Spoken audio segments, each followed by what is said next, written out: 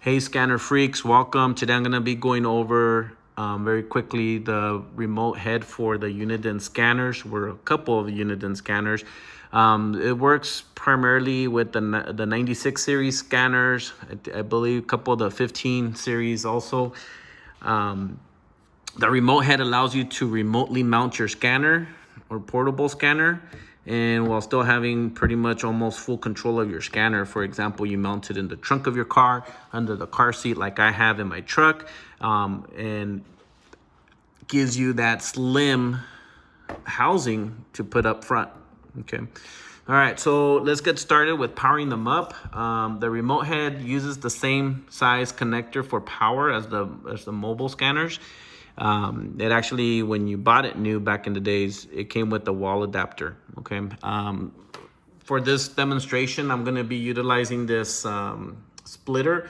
This is not a splitter for those surveillance cameras. These are actually made with an angle connector and I actually have these for sale.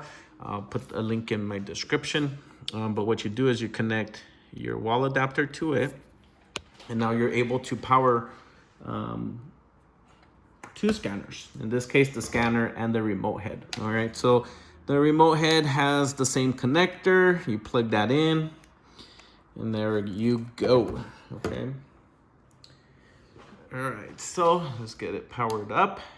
And now we're gonna connect it utilizing the data cable. The data cable sometimes is very hard to find with the remote head. I actually have these for sale as well. And you utilize the 3.5 millimeter connector to the head and the smaller USB style connector to the scanner. All right, so let's connect the bottom one first, or the scanner first. Goes into the programming port, and then there's a green port right there, and that's where it connects. As soon as you connect it, you have connectivity, and now you're able to control your scanner via the control head. Okay, so drop me a line if you have one of these, you have any questions. Again, pretty simple to set up. It does work with only a handful of scanners.